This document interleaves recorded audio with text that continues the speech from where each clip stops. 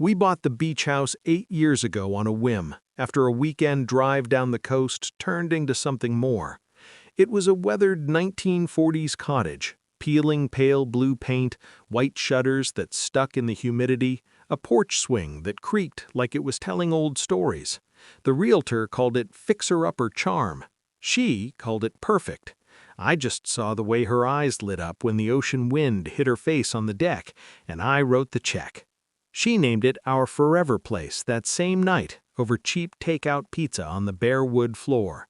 We made plans like kids: retire here at 60, grow tomatoes in rusty buckets, watch grandkids chase crabs on the shore. Every summer we added something small. Year 1, 2 red Adirondack chairs facing the water. Year 3, a hammock strung between the pines. Year 5, her herb garden by the back door. Rosemary, basil, lavender that perfumed the whole house when the windows were open. On the mantel she placed a framed photo from closing day, both of us sunburned and grinning, holding up the keys like we'd stolen something precious. The first crack appeared slowly. A long weekend girls' trip that didn't quite align with her friend's social media. Sand in the cuffs of her jeans that was too white, too fine, not from our gray local beach. A new seashell wind chime hanging on the porch one Monday morning, the kind sold only at that little tourist shop 20 minutes from the cottage. She said a colleague had brought it back for her. I nodded. I always nodded. I never asked questions out loud. I just started paying closer attention. The credit card statements showed weekend charges at coastal cafes I didn't recognize. Her phone began living face down on tables. She started talking about how the cottage felt small lately, how maybe we should rent it out more, make it less personal. I listened to all of it the way a chess player listens to an opponent who thinks they're winning. Then came the photo, a blurry background in her friend's Instagram story. Our porch swing. Our red chairs, but a man's hand resting on her knee just in frame. Young fingers, no wedding ring. That night I opened a new browser tab and started searching architects. Over the next 5 months, while she invented more retreats and late-night client dinners, I orchestrated the quiet demolition of everything we'd built. Contractors arrived on weekdays when she was at the office. The peeling blue exterior became matte charcoal cladding. Walls came down for open glass that turned the living room into an aquarium of ocean light. The creaking porch swing was removed, carefully, respectfully, and replaced with a single sculptural egg chair suspended from steel cables. Built for one. The herb garden she'd tended like a child was gently transplanted.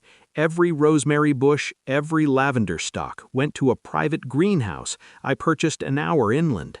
In its place rose a vertical wall of low-maintenance succulents and weathered steel planters. Sleek, impersonal, expensive. I moved our old furniture out piece by piece. The scarred oak table where we'd eaten 100 sunsets, the wicker sofa that still smelled faintly of her perfume, the hammock she used to read in. Everything went to storage I never planned to open again. The framed closing day photo came down last. I left the nail in the wall, a tiny scar the new owner could spackle over if they wanted. She noticed none of it. She was too busy living her new story. The divorce proceedings were almost polite.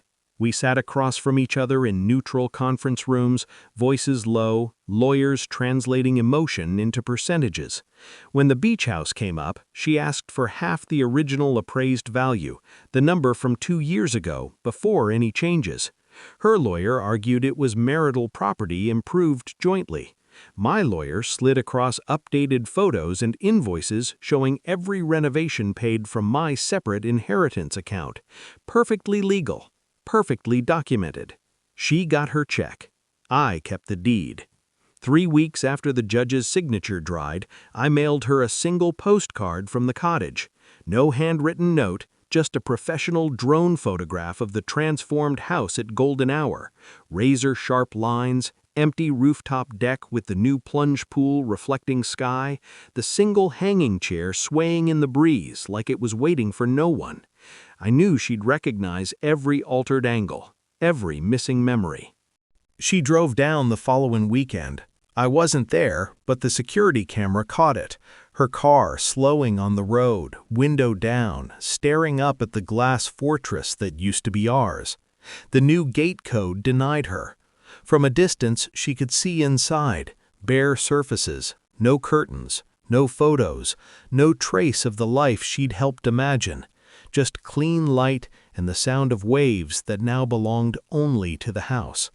I was on the rooftop with a glass of wine when the notification pinged. I watched her car idle for 7 minutes, then turn around.